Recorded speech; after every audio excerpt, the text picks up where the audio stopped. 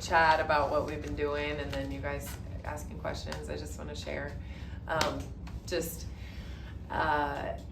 Obviously, our standard here with Florida State women's basketball is to be an NCAA tournament program. And since the end of last season, we have been working really, really hard as a staff to move towards that again in this coming season. And so hopefully you guys have seen a little bit about who we've signed and kind of some staff changes as well. But we had signed an excellent recruiting class in the fall. They're ranked number 12 now on ESPN with our 5 freshmen that are coming in.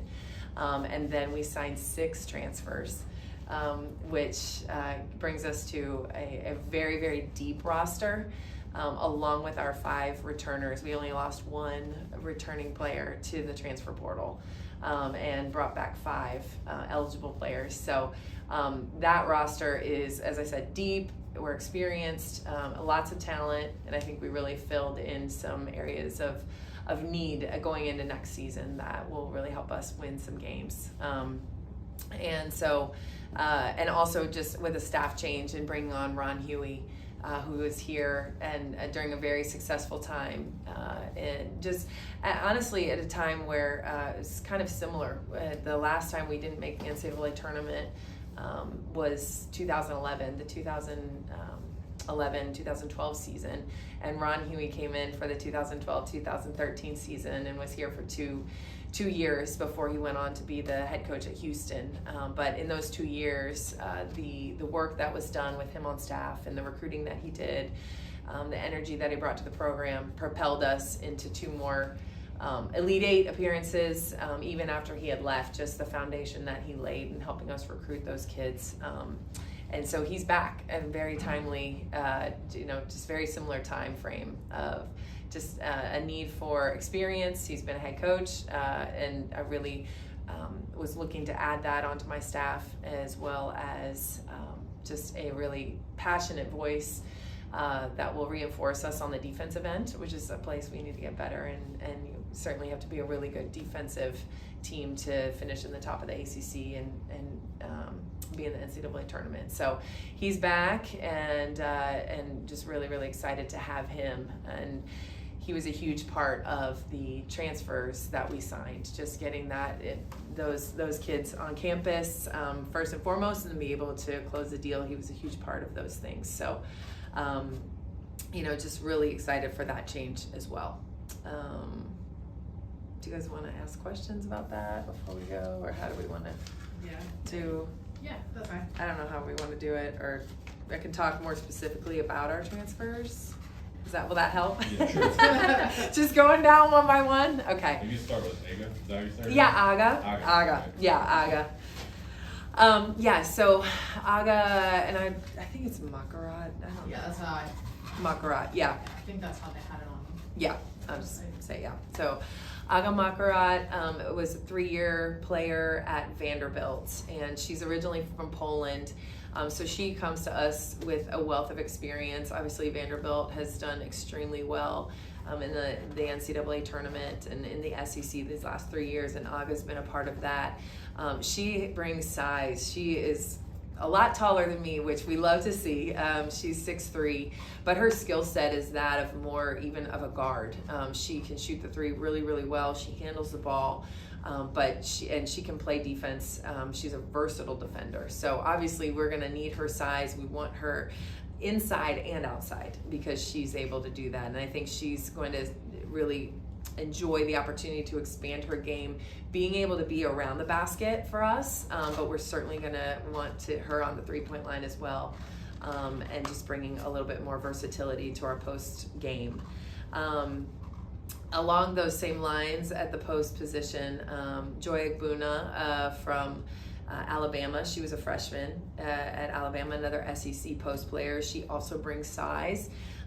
She doesn't have as many years under her belt as in college yet, but she was a part of an NCAA tournament team at Alabama, and saw a 20-plus win season, and was able to practice with and be around some of the best players in the SEC at her position. So we're really excited for the size she brings, and just her ability to get up and down the floor, rebound. She's an excellent offensive rebounder. So, and then Ice Brady is another signee that we have, and she is a versatile post player. Again, brings a lot of size.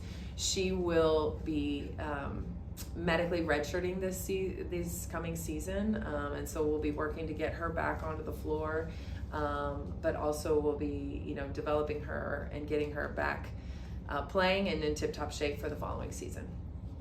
And then moving on a little bit, kind of a post player, but also another versatile, can be a post or a bigger wing, is Savannah Henderson. She was a starter for another great SEC team in Georgia. They were 20 plus wins and had a 7 seed ranking going into the NCAA tournament. And so, again, experience, 3-point shooting, size.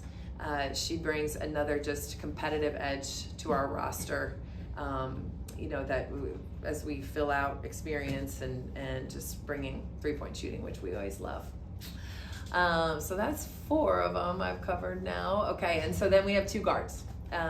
Jasmine Navarre was a freshman at Campbell. She was the CAA Conference Freshman of the Year this year and just had a phenomenal season. And Jasmine Navarre is the younger sister of a great ACC player, India Navarre, who just graduated from UNC. And so Jasmine's very familiar with the ACC and the level of competition just from watching her sister. And she is ready for that. She had, like I said, phenomenal year, great 3-point shooter, physical, athletic, and can really, just help us handle the ball in the backcourt. That's where we needed a little bit of reinforcement, was bringing in players that can handle it, help us bring it up, be a great complement to Soleil Williams in the backcourt. And then Tamaya Lewis Utsi. She had won the NIT championship with Marshall this past season, and so another just dynamic guard who athletic, fast, can score at the rim, can bring the ball up. She shoots the 3, but she's another experienced player. She'll be going into her 5th year playing college basketball, and has won in the postseason with that championship this past year. So again, excited to do it at this level at the ACC, and I think she'll really be able to come in and make an immediate impact. Why was it important to you to build a deeper roster than you've ever had here before? Yeah, I think we've learned the lesson, of basically, you need a lot of bodies to get through a season. If we're going to play at the level that we want to play physically, the pace that we want to play defensively, how we want to turn it up, you need depth to be able to do those things. And so the opportunity, and sometimes we've had smaller rosters just based on opportunity, based on who we've been able to sign, based on what's out there, what fits us. This year we were able to recruit and sign a lot of players that we felt fit our culture, fit our style of play, and would really have an opportunity to impact at a high level. So it's going to create competition in practice, which makes everybody better, and competition for playing time. And I think all of our players will benefit from that individually, and will benefit as a team. But just being able to sustain injuries, it's a long season.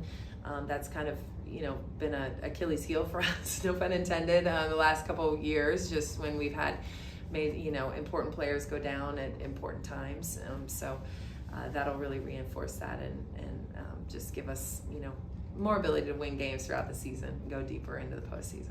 Soleil entered the portal briefly. Yes. Came out of the portal. Can you just talk about that process, dealing with her, and obviously the retention of her? Yeah. Soleil was such an important piece of what we did this past season, and she had such individual success. And so we really had a great vision for her moving forward. She was on board with that. And, just to be honest, just the climate these days, Soleil's a great player. And so she knew that there were a lot of opportunities out there for her that she wanted to explore. And so, we never are upset with anybody for wanting to do that. That's the reality. There's opportunity to play at different places in different styles.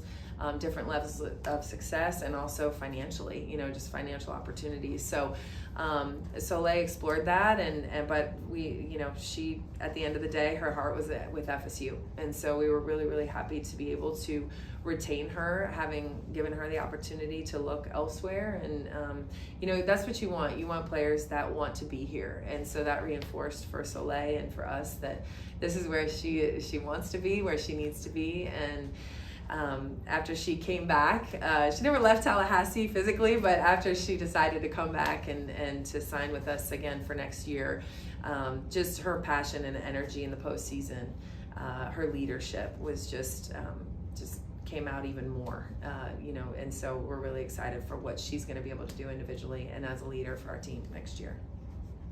Emma, when she was at Notre Dame, she got hurt a little bit. Yeah. And when she came here, she kind of was banged up throughout the year. Mm-hmm. What is her status right now as far as health-wise? Yeah. How's she been doing this summer? Yeah, that's a great question. Emma has been working back from, like you said, like she had 3 hip surgeries in 15 months before she got to FSU. And so that's a lot to work back from. And she did a phenomenal job getting herself ready physically, working with our performance team to be ready to, impact in games, which she did. And she had some phenomenal games this season.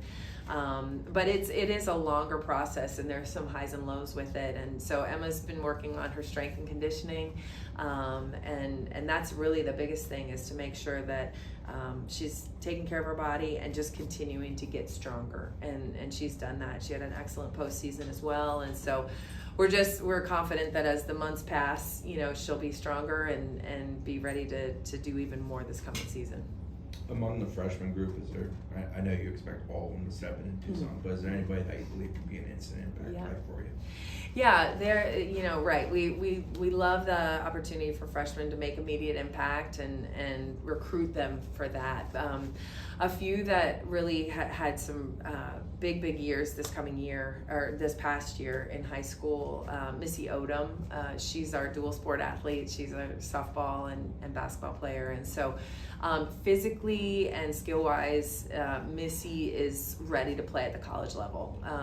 She's a strong, taller, longer player, and has a skill set that can bring rebounding, defense, and some 3-point shooting to our team. And so we're looking for her to hopefully make some immediate impacts. Morgan Stewart's another one at the point guard position that. Again, we needed ball handling. We needed to add to that. Is why we brought in Jasmine and Tamaya, and Morgan Stewart is also a part of that plan, where she would come in and be able to help us handle the ball. Asia Lee is a great 3-point shooter, and that's always needed. She can hit threes and from deep, and again, she's an extremely hard worker and another fast, athletic guard that when you have that skill set, that you're poised to make an immediate impact. You said Missy is a softball player too. She is, yes. Have you and Lonnie had discussions about how to Yeah. use her a little bit, maybe Yeah. overwork her? Right, we're not going to overwork her. That's our number one goal, is to kind of allow her to physically be able to adjust. And so, there's ways that she can balance both, depending on what time of year it is for us. And so Coach Lonnie and I have been talking about how that'll all look and kind of figuring it out maybe as we go as well. But number one priority will be that, she's getting proper rest and able to adjust to freshman year as best as she can. Stylistically, does anything change with the coaching changes? Mm-hmm. Yeah, I think what we want to be, how we want to progress and evolve is to be a little bit more versatile at the post position. So now we have all this size, and along with that size, we do still have 3-point shooting. But I want to be able to play with 2 bigger players on the floor. We were a little bit limited in years past, where we just have one center and then everybody else needed to have more guard skills. And so I want to be able to just have more size on the floor, I think, at those 2 positions, but not give up any 3-point shooting. That's why we recruited some great shooters. But no, we still want to play fast. We still want to score a lot of points. Our emphasis will be on the defensive end, and that really is the biggest thing, even before we talk about offense, is just that we have to improve defensively. That's going to be our day one job, and along with that comes rebounding. And so again, bringing Coach Huey on staff, he's an excellent defensive coach, and has done all defensive schemes that there is. He's been there, done that, and but he really likes to play aggressively, and so that's what we need.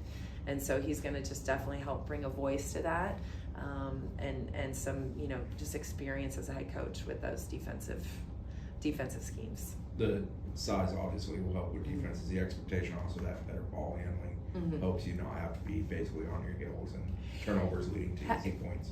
Absolutely. Reinforcing just our skill set in the backcourt of ball handling, physical guards that can you know, bring it up against any kind of press, and hopefully take, you know, make people take a press off of us, you know, and that's really the point. And so yeah, so recruiting experience in that with Tamaya, with Jasmine Navarre, and having Mari Girton with another year under her belt will also help as well. And so yes, cutting down on turnovers, hopefully scoring more points, and then being able to get back on defense.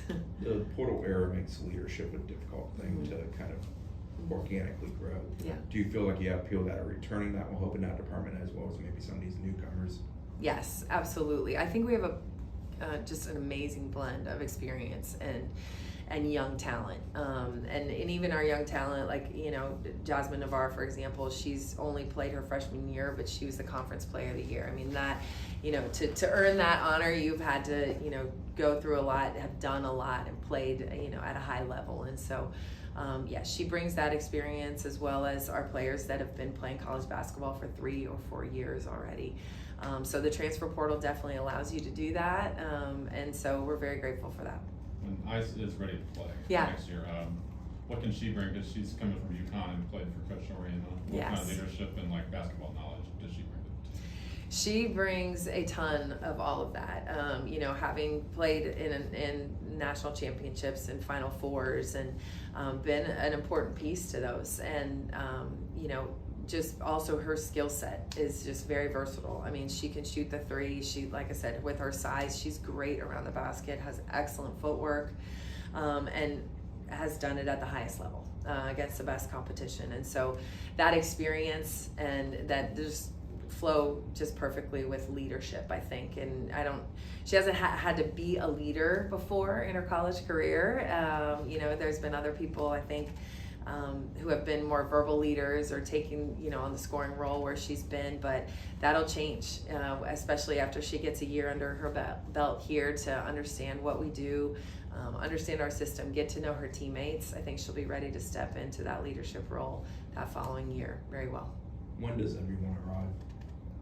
What's that? When does everybody get here? People are going to start trickling in now. So we have a couple transfers that will start summer school in this first session. So, you know, we have 16 of them coming. And so little by little, everyone will trickle in, and we will get going in mid-June as a team. Just, yeah, a couple of our alumni that, you know, we're very proud of, just that are still playing. Michaela Timpson obviously is going into her second season with the Indiana Fever, and that's all getting going, and we're just really excited for her. Natasha Howard signed with the Minnesota Lynx and is back with them. She won a championship with them years ago and is now back, and we're looking for her to continue to do great things as an all-star there. And then Sydney Bowles is a part of this new developmental pro league, the Upshot League, that has just started in the Southeast, and so she is with the Jacksonville Waves, and it's a really exciting league that plays at the same time as the WNBA, and they're looking to form as kind of, like I said, a developmental league that could ultimately be kind of like a G League for the NBA, and that's kind of the vision. So Sydney is doing great things with them during training camp right now. Omaria Gordon is playing flag football, and she is with, she's on the training camp roster for Team USA for flag football. Yeah, so USA football is what it is, and she's training right now to be a part of the team that goes to the 2026 Flag Football World Championships, which ultimately would lead hopefully to the 2028 Olympics, which will be the first time for flag football as a sport in the Olympics. And so Omaria was a great flag football player in high school, and has been playing this past year for an NAIA school and getting her master's degree in business and playing flag football. So it's kind of a second career, which I think is really, really cool. She had opportunities to play professionally with basketball overseas, but chose this route and wants to be an Olympian. So we're very, very proud of her with that. So yeah, that's our update with them.